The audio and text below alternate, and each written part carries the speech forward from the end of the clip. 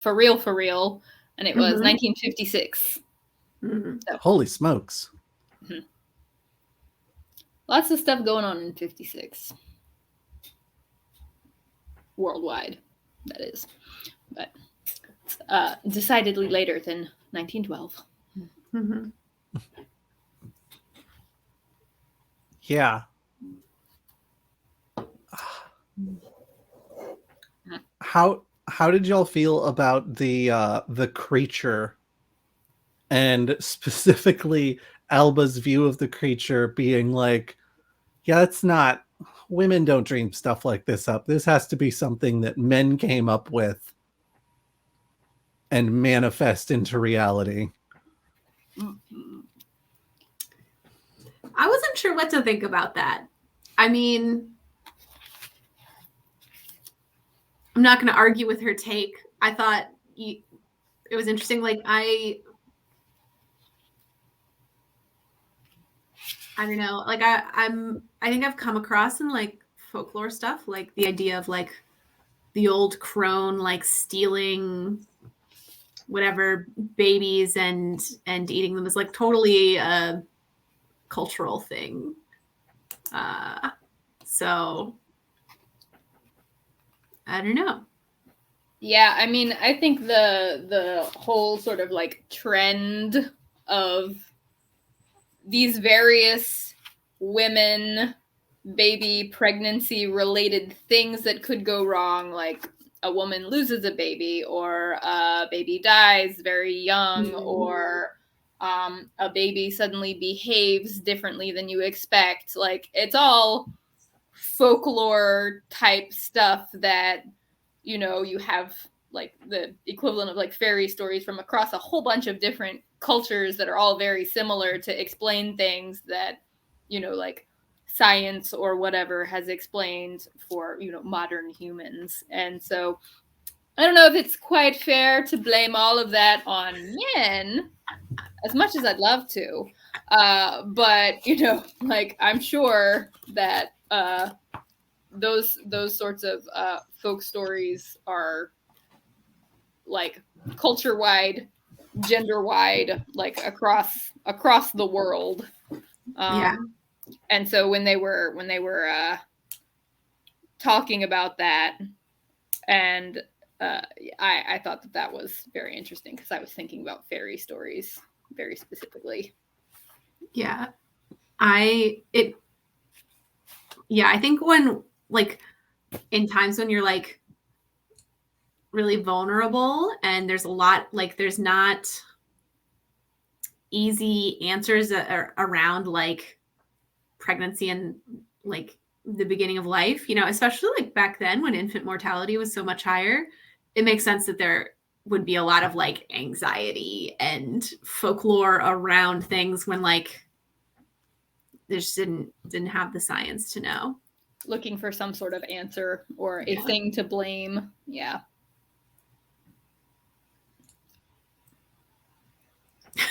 I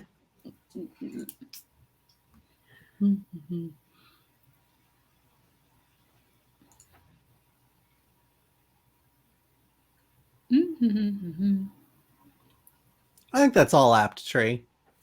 It's I feel like fears about things like pregnancy going wrong, I think, are fairly a universal human experience, like however you may identify your own gender.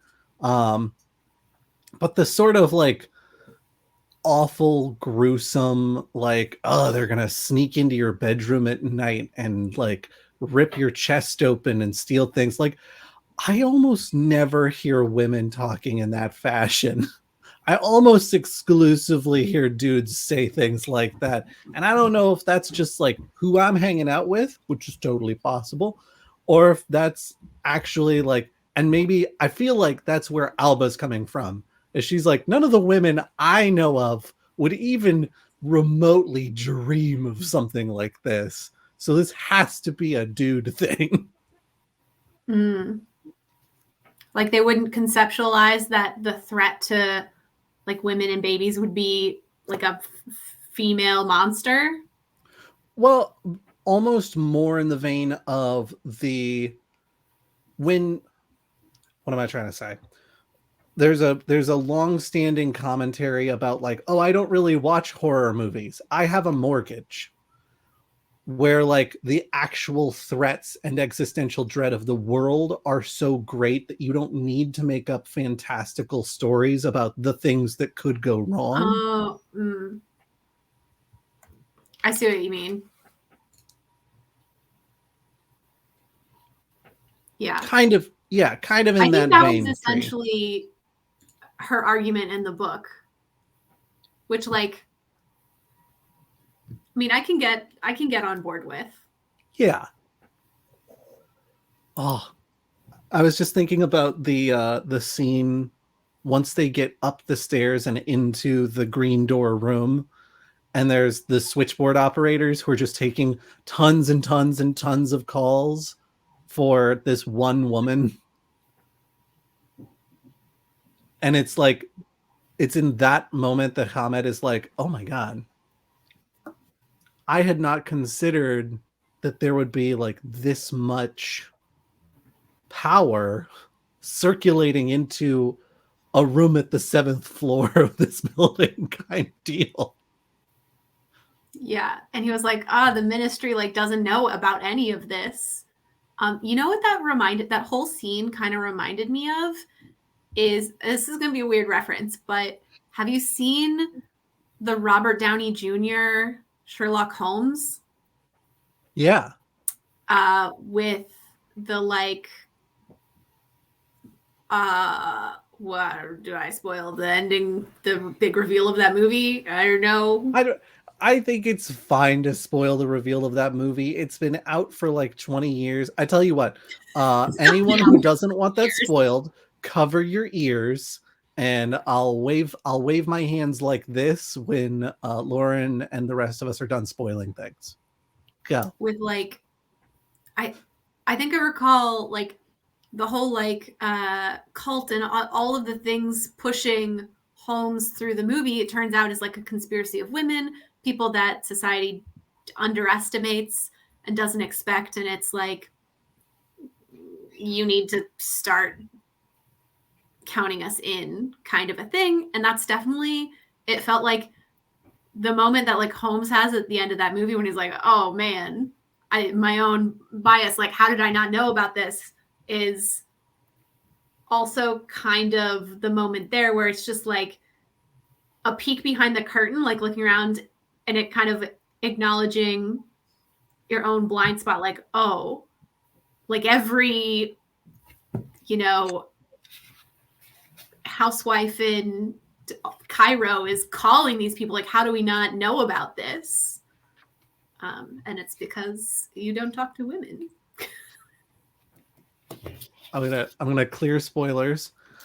I think in the vein of the Cairo office and Hamed kind of having that realization, I really enjoyed how he's like, if the ministry was aware of this, they would be really alarmed and be trying to like, oh, well, we need to like bring this all into the fold. And he's like, I don't think they want that. I'm not particularly interested in being at the peak of that. Like, you keep doing your thing. And if you have the bandwidth to help us out, that's great. But her like starting out being kind of cold and like, what do you goons think you're doing in here? And then him being like, oh, of course she would think we're here to like cause problems for her. Yeah, I think, like just another part of him like not really thinking about things from like women's perspective or whatever. Yeah, like not really being conscious of his own privilege and the sort of position that men in his shoes have, and then being like, oh, actually I should clear up the air here so that we can actually talk business. That was fantastic. Yeah. What do you expect us to fix it ourselves? I enjoyed the little sprinkle of like humor. It was good.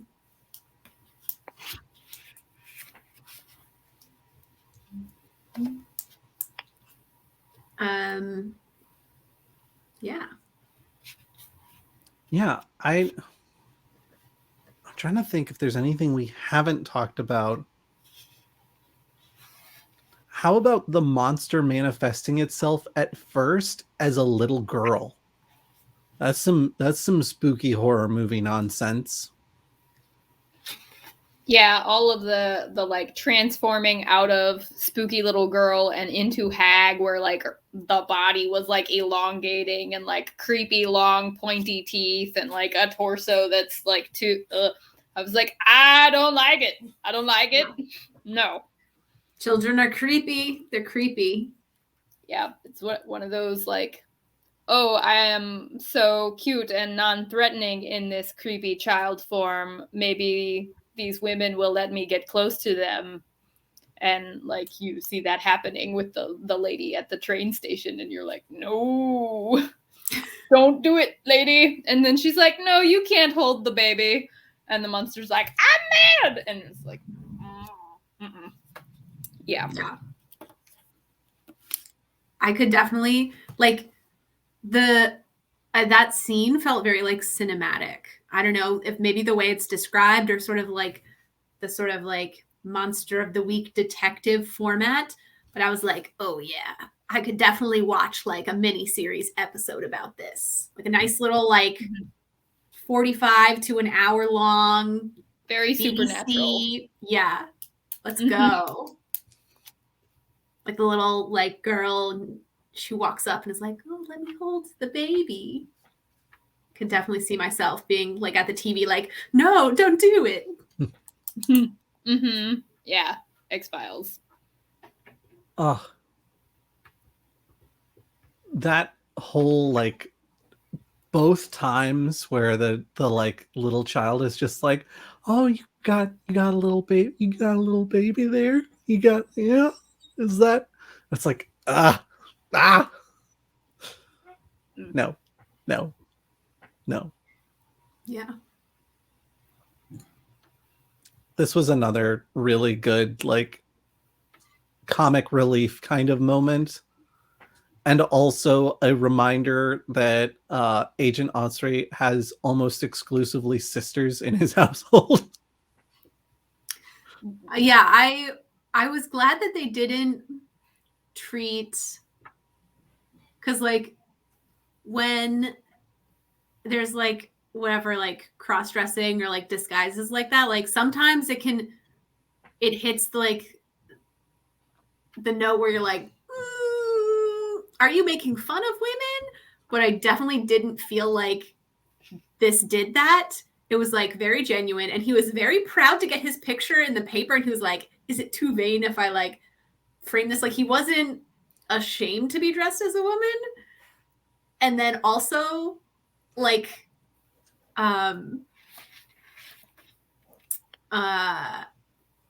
Onsi's like dedication to the part and being like, no, I did this in Oxford, and like you have to waddle more. Just so good. It was very cute. He was my favorite character, just because he's so over the top. It was sisters. Slough sisters. Oh, I think Tree, you make a good point here. That is a very good point. Like the spirit very much was doing, and admittedly, like I think that feels a little more acceptable from a small child, where like they're just trying to learn about the world and like, oh, what is that? Like, is that a baby? Like, oh my gosh, that's so crazy that people could be even smaller than myself. But the creature having kind of that like people just walking up to pregnant women and being like, oh, like when are you due? Oh, can I touch? Is it kicking? Like, no, you give me my space. Every like friend or relative I know that's like been pregnant has a story about somebody being weird about it, asking like really personal questions, You're like, you're a stranger, leave me alone, or like trying to touch you. It's like, nope, don't do that. So I mean, I haven't experienced that, but I've heard stories. Totally, it's a thing. I think it's like probably less of a thing now, but certainly like, I don't know, my parents' generation, for sure. My understanding is that it's still kind of a thing, but it's also more acceptable now than it was like 20 years ago to be like, no, don't touch me. Like, what are you doing? Yeah.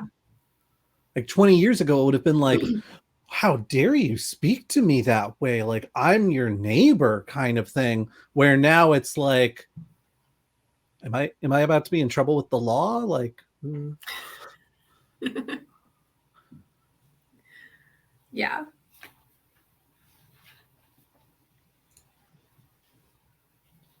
Oh, I'm sure they do.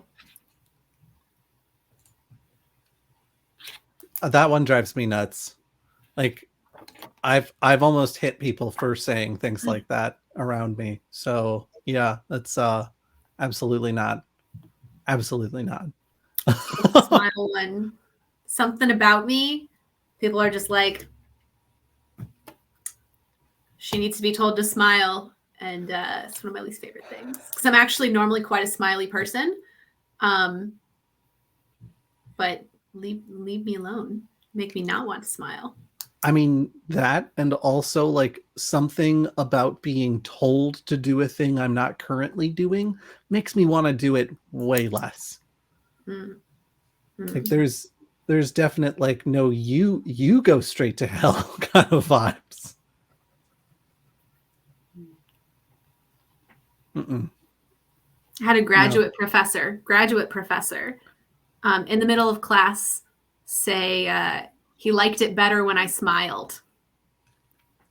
Ugh. Anyway, joy.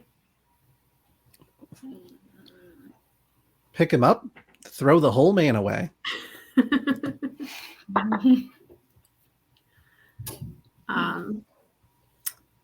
yeah.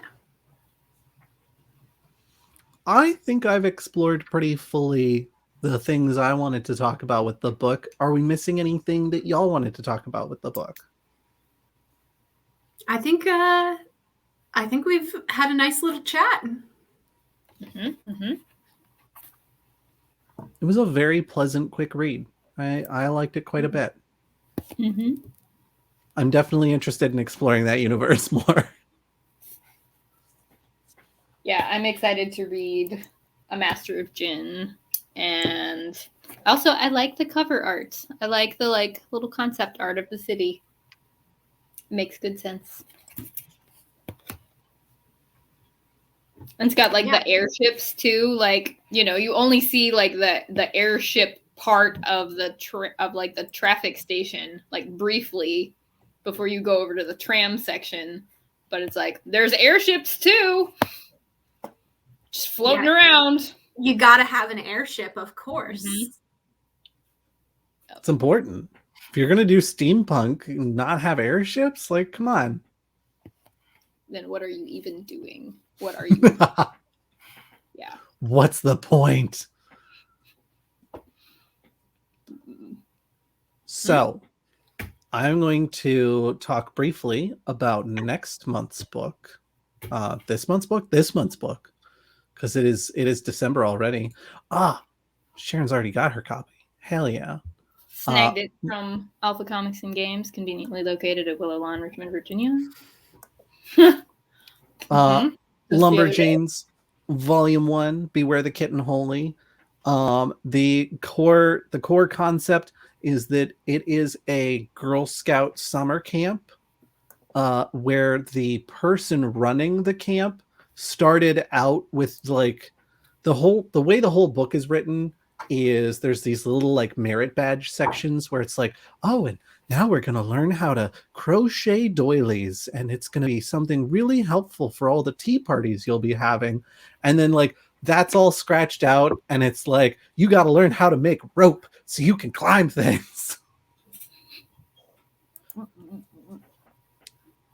But they take a lot of the like kind of more super girly aspects of Girl Scouts and twist them to be more applicable to modern day, not just thoughts and considerations, but also like being out in the wilderness and being on an adventure. And the story surrounds these group of campers who find themselves getting into shenanigans on a pretty regular basis, and kind of how that ends up working out for them. And not to spoil anything, and I can't remember if this is in the first volume or not because it's been a while since I started the series, but there are some distinct women loving women vibes from a few of the characters, where it's like, well, I like a good romance arc in my stories.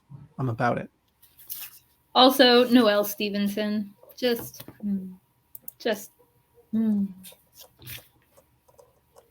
A lot of high class individuals working on those books. Mm-hmm.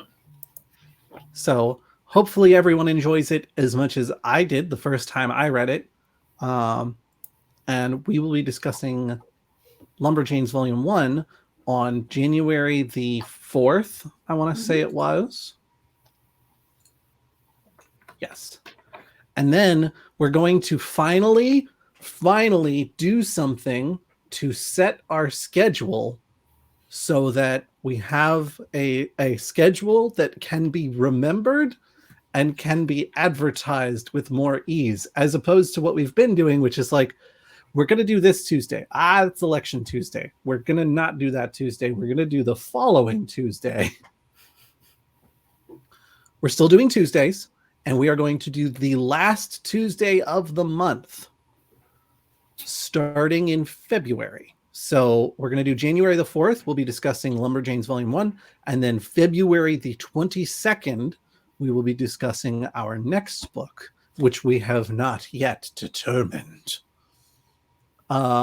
Sharon, I believe you said you had an excellent suggestion for our month and a half of reading we will be doing. If we have space for a chunkier book, my chunky book recommendation would be Jonathan Strange and Mr. Norrell. Mr. Norrell? Mr. Norrell? Mr. Norrell? I don't know. I've heard it both ways. I don't know. I have just started it myself.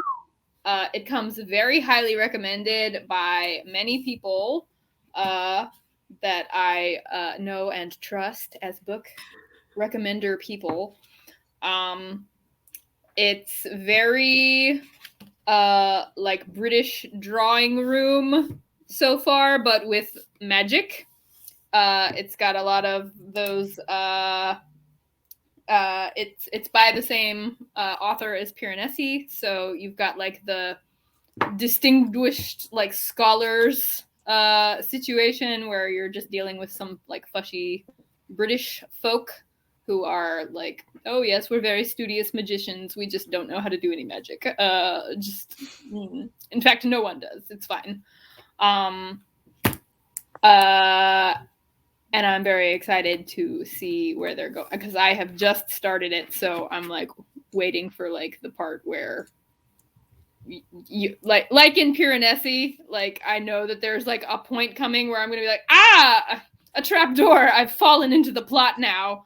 And I'm very excited because the world is very amusing so far. Nice. In that fussy British way.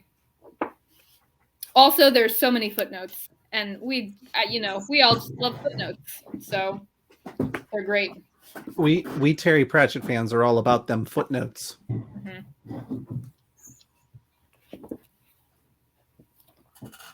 This one says, book murder was a late addition to English magical law. That's the footnote. Book murder. So, it's great.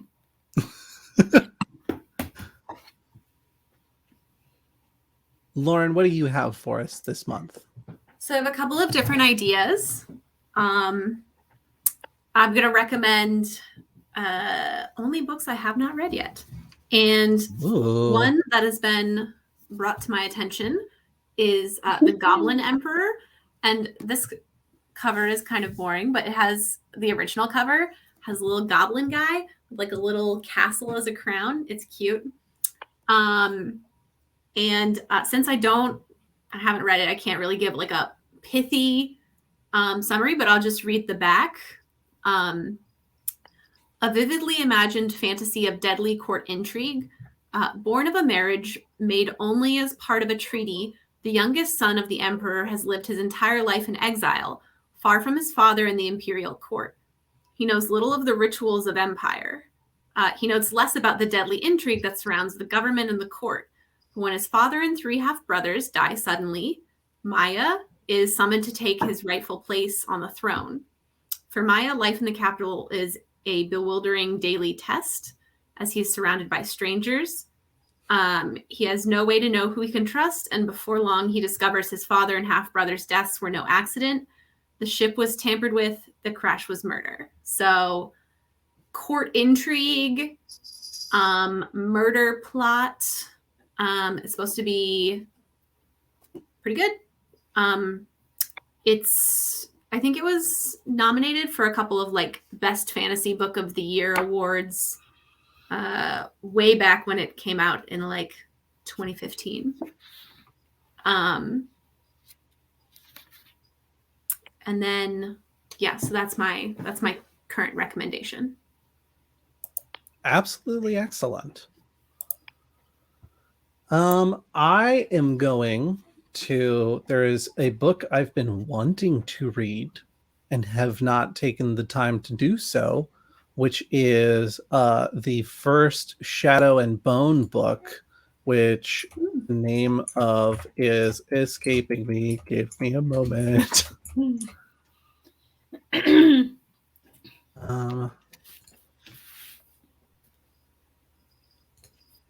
Yes, it's Shadow and Bone #1.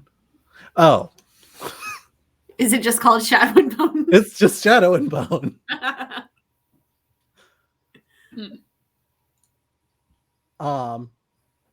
It is set in the same world as Six of Crows and Crooked Kingdom. It's a little more focused on Ravka, which we may recall as being the place where all of the heart renders are from. And it's a little more magic and a little more political intrigue, is my understanding. So I've been like, I want to read it, and then I've been barely able, as we may recall from the past few book clubs, I've been barely able to keep up with book club, if keeping up with book club. So instead of trying to devote time to an extra book and then failing book club harder, I have been holding off on that one. So I think I think that's going to be my suggestion. And are we going to do host book this month for our this voting session? Yeah, that sounds good to me. Okay. I think doing the alternating is great. Yeah. I think that's a good way to go.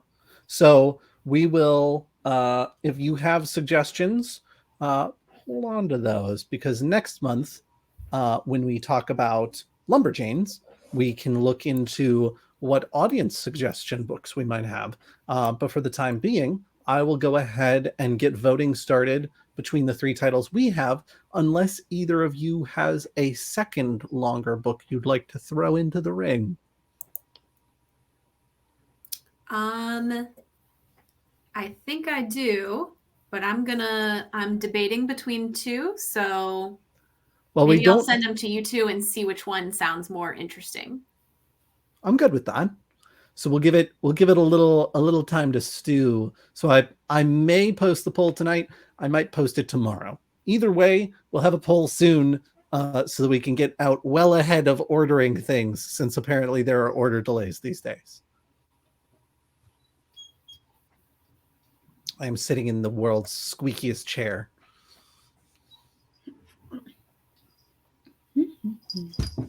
Oh. You trying to come up? Oh, I'm so glad you liked it. It was so good. Don't hit the microphone with your tail. Good night, Tree. Thank you all for joining us. Sharon, what would you like to plug for the night? I don't know. I'm reading like too many books, so I'll plug book club because it makes me feel productive and like I'm accomplishing something by reading my books. But other than that, I'm too brain dead. I don't know. Plugging book club. Hell yes. Lauren, what have you got for us?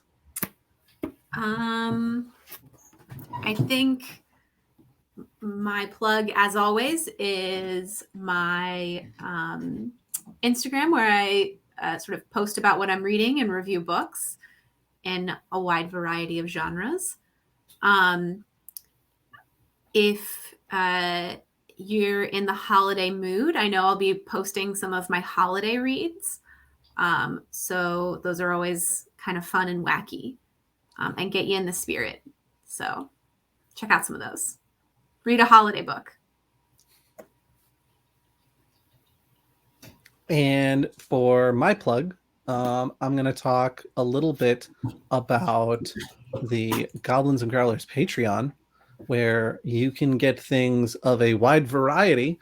We've got bonus episodes for our 2 podcasts. We've got Quid Pro Roll, our actual play adventure, and then we've got Goblins and Growlers Podcast, which is very, like, it's a super creative name, I know, where we talk about TTRPG stuff and TTRPG adjacent stuff. And on the Patreon, you can get bonus content for both of those podcasts. You can get shirts, you can get adventures, you can get all kinds of things. We have a wide variety of stuff to check out. So if you haven't checked out our Patreon before, check it out, patreon.com/goblinsgrowlers. There's a wide variety of ways to support us there, as well as a wide variety of things you get for supporting us there. So that is going to be my thing.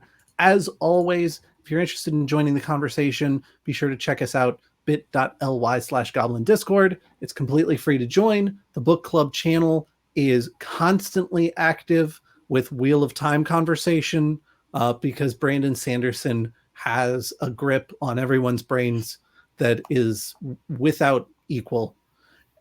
We also usually have book club conversation in there talking about this month's book. So I know we had some conversation about Haunting of Tramcar 15, and I'm looking forward to having conversation about Lumberjanes as we start getting into that. I think that's everything I've got, y'all. Does anybody else have anything they want to add in before we sign off? Well, all right then. Thank you all for joining us and for tuning in. As always, it's been a pleasure, and we will see you on January the 4th. Bye, y'all.